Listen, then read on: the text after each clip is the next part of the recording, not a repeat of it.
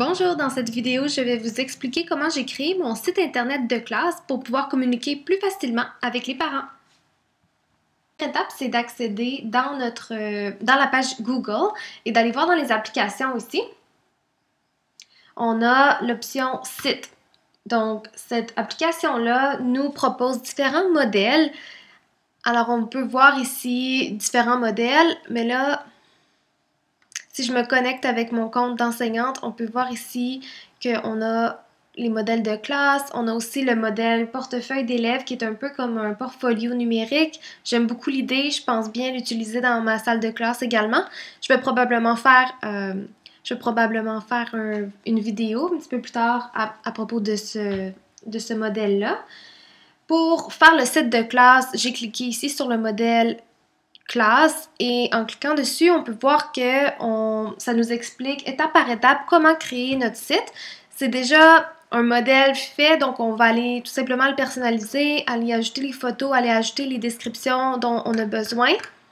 On voit ici différentes pages, donc on peut personnaliser les pages de notre site internet. Alors, je vais vous montrer moi qu'est-ce que ça donne.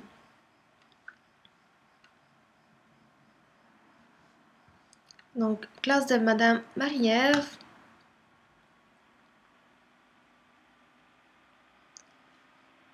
Alors là, vous pouvez voir, je suis en mode édition. Je pourrais modifier mes choses. Je vais le mettre en mode aperçu, comme ça va vous donner une idée de à quoi ça ressemble quand les parents accèdent à cette page-là. Alors, on a les différentes sections du site.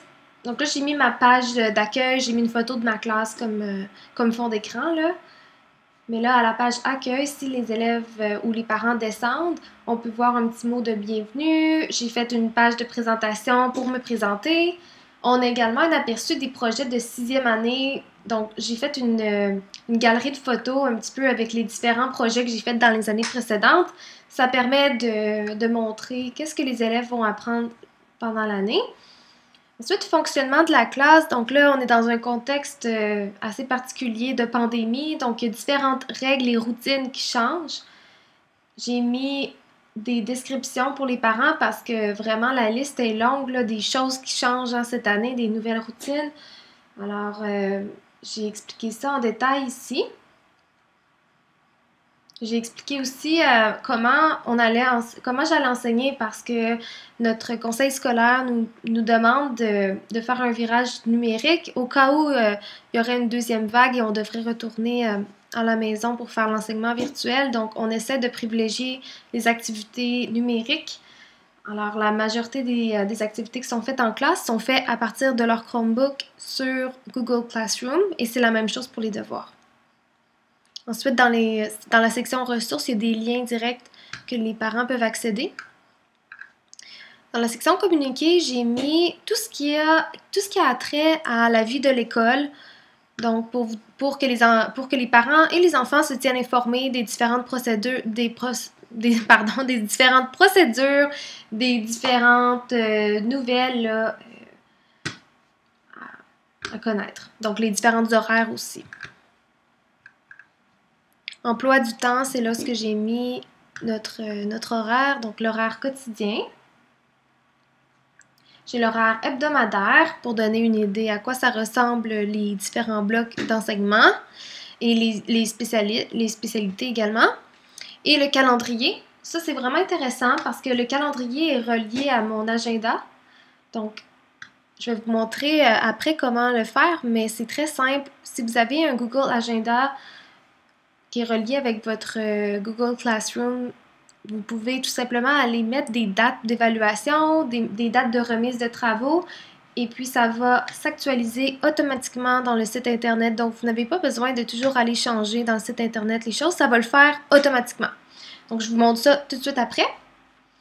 J'ai mis une section projet en cours pour tenir les parents informés de ce qu'on vit en salle de classe, parce qu'étant donné qu'on ne peut plus avoir de va-et-vient de travaux et d'évaluation entre la maison et l'école, eh bien, la seule façon de garder les parents informés, c'est d'envoyer des photos. Alors, dans cette section-là, on va pouvoir partager aux parents qu'est-ce qu'on vit en salle de classe présentement. Ensuite, pour la foire aux questions, eh bien, en cliquant sur cet onglet-là, sur le formulaire, les parents vont accéder à un Google Sheet dans lequel ils vont pouvoir poser des questions. Donc, il n'y a pas de parents encore qui m'ont posé de questions, mais des questions d'ordre général. Donc, ça m'évite comme enseignante d'avoir à répondre à une tonne de emails pour les mêmes questions. Donc, on va vraiment sauver du temps de cette façon-là. Et puis, si les parents ont une question plus personnelle par rapport à leur enfant, j'ai laissé mon courriel, donc ils vont pouvoir m'écrire. Alors, pour retourner à l'emploi du temps, l'option de calendrier que vraiment je trouvais très très pratique, je vais quitter le mode aperçu pour vous montrer. Alors, quand on crée notre site internet, on a la barre d'outils qui est juste à droite ici et on a les différentes options, les différentes choses qu'on peut ajouter. Alors, je vais créer un autre agenda juste en dessous, juste pour vous montrer comment on fait. Alors, dans ma barre d'outils à droite, j'ai l'option agenda, donc je vais cliquer sur ça.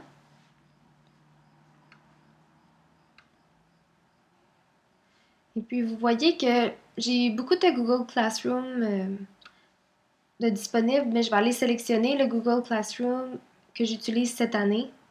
Alors, il s'appelle Babillard 6B Marie-Ève. Je vais aller le sélectionner. Et puis, il y a ça qui apparaît. Donc, c'est pas très beau, là. On peut l'agrandir.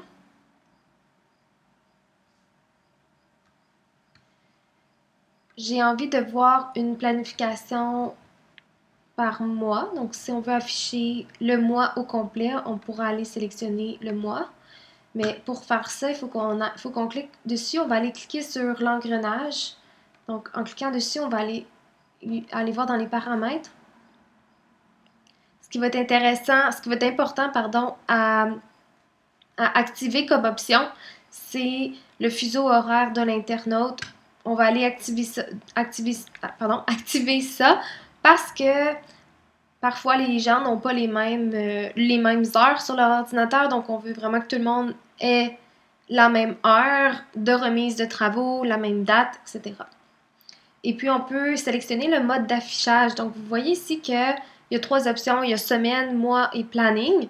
Moi, je veux toujours que ce soit le mois au complet qui s'affiche. Donc en sélectionnant mois, on peut voir que l'affichage a changé et puis ça va être l'affichage par défaut quand on va accéder au site internet.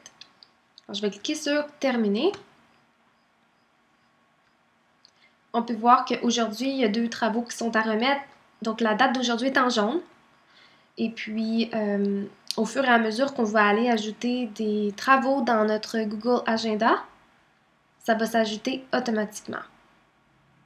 Alors, quand on fait des changements sur notre site internet, c'est important d'aller faire publier ici. En cliquant sur publier, on va nous afficher deux versions. Donc, le premier, c'est le brouillon et la version qui est actuellement publiée. Donc, ça, c'est l'ancienne version et ça, c'est la nouvelle version. Donc, ça nous permet de voir si on veut vraiment faire ces changements-là. Donc, j'ai 2 calendriers, un à côté de l'autre. Alors, ça, c'est la nouvelle version. Si je veux le publier, je vais cliquer sur publier. Et puis, ça va s'actualiser.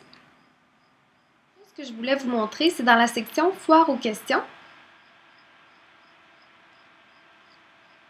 Le lien vers le formulaire Google Sheet que je vous ai montré un petit peu plus tôt. Je vais vous montrer la façon dont je l'ai fait. D'abord, j'ai écrit ma phrase, j'ai sélectionné le mot formulaire, ce formulaire, et j'ai cliqué sur insérer un lien afin de faire un lien hypertexte. Donc, on fait juste copier-coller le lien. Et le lien, c'est le Google Sheet. Donc, je vais l'ouvrir pour vous montrer. J'ai créé un Google Sheet comme ça. Et puis, le lien, on va le chercher dans Partager. Donc, ce qui est important là, de faire, c'est d'aller, avant de copier le lien, c'est de s'assurer que tous les utilisateurs qui vont avoir accès au lien vont pouvoir consulter, mais aussi éditer. Alors, les personnes vont devoir être capables d'écrire dans le document.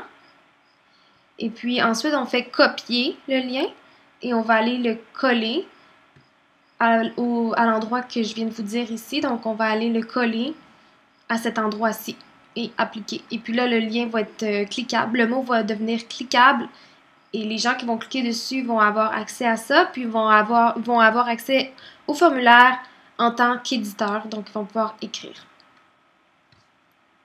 Alors, j'espère que cette vidéo vous a été utile. Évidemment, n'hésitez pas si vous avez des questions. Comme d'habitude, vous pouvez écrire des commentaires. Je vais essayer de vous répondre le plus rapidement possible. Je vous souhaite bonne chance dans cette nouvelle année scolaire qui n'est pas facile. Et puis, prenez bien soin de vous et à bientôt!